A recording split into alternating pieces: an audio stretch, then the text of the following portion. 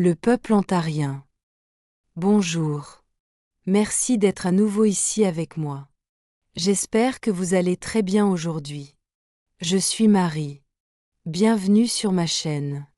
Ces informations peuvent être considérées comme de la science-fiction ou interprétées comme chacun le souhaite, et je les publie à des fins de divertissement uniquement. Cependant, je prends mes informations très au sérieux et pour quiconque a des yeux pour voir. J'écris ceci le matin du 16 avril 2025. Désormais, chaque fois que j'écrirai à propos d'une race stellaire, je placerai d'abord un petit résumé technique pour plus de clarté, puis je poursuivrai en parlant davantage d'elle. Nom de la race, Antarien. Étoile d'origine, géante rouge Antaret, l'étoile la plus brillante de la constellation du Scorpion. Distance, 550 années-lumière de la Terre. Planète d'origine, Antaria.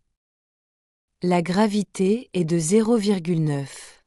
Planète de type M très semblable à la Terre, environ 60% d'océan et 40% de masse terrestre, et située à une distance parfaite de son immense Soleil. Le type génétique, humain. Population, environ 350 millions. Niveau technologique, très élevé, entièrement interstellaire.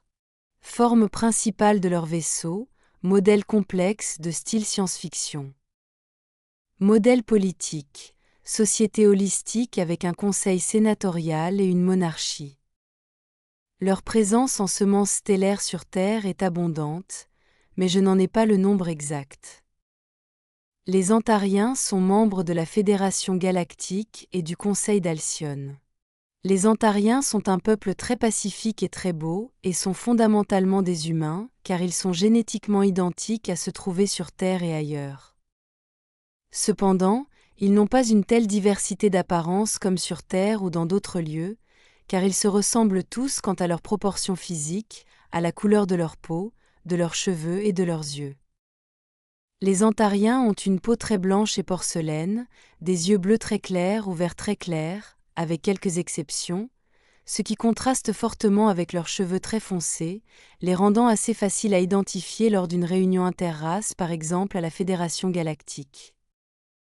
Les Antariens sont dits avoir 850 000 ans en tant que culture, à peu près aussi anciens que la culture tégétienne.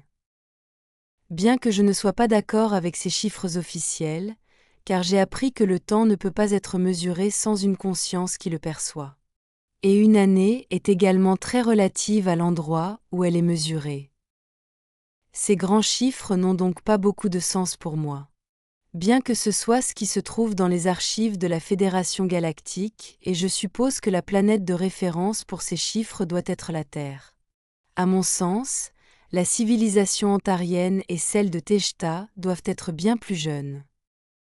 Quoi qu'il en soit, Antaria a été fondée plus ou moins à la même époque que la plupart des civilisations de la masse stellaire pléiadien, y compris Tejta, et, selon l'histoire, elle est aussi le résultat de la grande immigration appelée la Grande Expansion, issue des invasions massives reptiliennes et grises d'Orion qui ont eu lieu au début des soi-disant guerres d'Orion. Contrairement à d'autres civilisations humaines, Antaria est très éloignée de ses plus proches parents et voisins humains, à de nombreuses années-lumière d'eux. Bien qu'aujourd'hui, la technologie hyperspatiale nous ait tous beaucoup rapprochés. Mais dans les premiers temps, Antaria, étant pratiquement seule et isolée, s'est vue dans la nécessité de créer une forte culture de défense et d'autoprotection militaire qui est toujours présente aujourd'hui, en faisant des adversaires redoutables car ils ont développé une armée très solide et organisée qui inclut une flotte très importante de vaisseaux hautement sophistiqués. À titre de référence, Antaria à elle seule possède 2 fois plus de vaisseaux que Tejta et les Angans réunis. Même si les Angans sont la race la plus militarisée des Pléiades, ce qui fait des Antariens des constructeurs de vaisseaux extrêmement prolifiques, leurs engins sont réputés pour être parmi les meilleurs, les plus avancés et les plus fiables et durables construits par des humains dans la galaxie. Bien que leur armée soit formidable, sophistiquée et immense, Elle a prouvé qu'elle n'est qu'à des fins défensives car les Antariens sont connus pour être un peuple très pacifique et hautement spirituel, n'ayant historiquement jamais envahi aucune autre race stellaire. Bien au contraire, ils sont largement connus pour être les protecteurs des races plus faibles. Leur haute éthique et leur surplus militaire les ont motivés à protéger d'innombrables races émergentes fragiles de toutes sortes, les protégeant de races et de groupes abusifs et envahissants, y compris des pirates et des braconniers de l'espace. Cela leur a valu le surnom de protecteurs. Le peuple antarien est connu dans l'espace comme les protecteurs. Les Antariens, en tant que race stellaire indépendante, sont de loin la race humaine la plus forte et la plus stable connue. Leur haute éthique et leur volonté de partager et de protéger les faibles et ceux qui sont dans le besoin les ont empêchés d'avoir des colonies en dehors de leur planète d'origine, ce qui les oblige à se reposer uniquement sur leurs vaisseaux très sophistiqués lorsque leur présence est nécessaire ailleurs. Ce besoin antarien de partager leur puissance militaire pour protéger les autres a été habilement exploité par la Fédération galactique jusqu'à récemment, car leur propagande a convaincu les Antariens de déployer plus de 20 de leurs vaisseaux pour protéger la Terre des envahisseurs maléfiques. Bien que cela paraisse bien, la Fédération galactique accueillait et accueille encore des races douteuses d'Orion, alors qu'Antaria se faisait dire que ces races douteuses étaient là uniquement pour des raisons diplomatiques.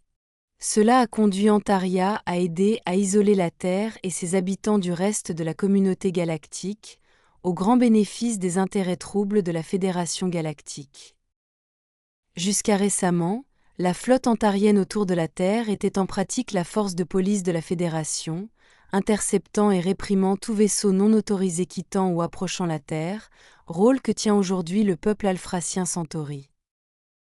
Jusqu'à tout récemment, les Antariens étaient très coopératifs et même subordonnés aux intérêts, lois et règlements de la Fédération galactique locale. Il y a seulement quelques mois, grâce à la diplomatie habile et dévouée de leur représentante et ambassadrice locale Aced Nidia d'Antaria, les Antariens ont changé d'avis sur ce qui se passe sur Terre et avec la Terre, remettant ainsi en question le statu quo de la Fédération galactique, à son grand agacement. Comme on dit, les Antariens se sont éveillés à la vérité et sont devenus, je cite, d'autres théoriciens du complot de l'espace. Cela est en grande partie dû à l'intervention de la nouvelle reine Tégétienne, votre servante, et à leur récente adhésion au Conseil d'Alcyone et à la coopération multiple qu'il offre à ses membres, qui sont toutes les races stellaires de l'amas stellaire M45 des Pléiades et la vaste et puissante confédération Féline-Urma. Comme les Urma ont la race iodienne de l'étoile pléiadienne, Maripi les représentant localement, les Antariens sont la première et unique race stellaire non pléiadienne à devenir membre du Conseil d'Alcyone. À ce jour, les Antariens maintiennent une forte présence de 5 vaisseaux dans l'orbite terrestre, mais ne patrouillent plus la zone car ils ont officiellement refusé cette tâche. Comme je l'ai discuté avec l'ambassadrice Aced Nidia, notre rôle ici, avec les Urma, est d'offrir la présence d'un groupe solide de personnes qui surveillent et remettent en question les opérations et procédures douteuses de la Fédération galactique concernant la planète Terre, empêchant ainsi qu'ils ne provoquent un nouveau grand reset social ou planétaire, comme il est connu qu'ils l'ont fait dans le passé au moins 6 fois. La Fédération a perdu sa plus puissante culture humaine militaire, car elle ne coopère plus avec elle.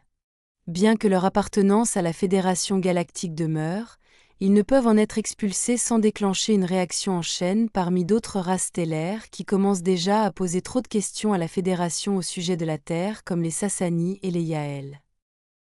Comme l'a déclaré l'ambassadrice Aced Nidia, la mission de protection antarienne près de la Terre est désormais passée du maintien de l'ordre à l'étude des besoins de la population humaine pour protéger son évolution pacifique, même si cela signifie devoir défier la Fédération galactique elle-même. Et cette protection s'étend à leur vaste nombre de semences stellaires antariens vivant actuellement sur Terre et qui les préoccupe beaucoup maintenant qu'ils ont vu la complexité de ce qui se passe sur la planète et les dangers et abus inutiles auxquels ils sont soumis. Les Antariens sur leur planète d'origine sont connus pour être d'excellents ingénieurs et techniciens qui ont développé une technologie parmi les plus élevées venant d'une race humaine. Leur coopération technologique ainsi que leurs échanges avec le peuple tégétien ont toujours été très élevés, et cela se reflète dans les technologies développées en commun par les deux races stellaires.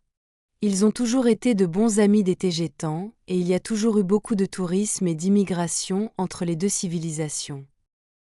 Des vaisseaux civils de transport volent régulièrement de Témé à Antaria, avec des itinéraires préétablis et programmés.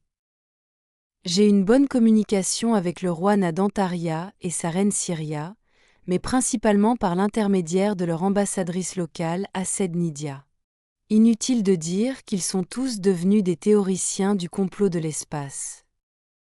Les Antariens chez eux sont très investis dans tout ce qui touche à l'art, comme la peinture et la sculpture, y compris les gravures sur bois qu'ils utilisent comme ornement dans toutes leurs maisons et bâtiments, et la musique qui pourrait être comparable en style au classique terrestre car elle est très complexe et nourrie de différents types d'instruments.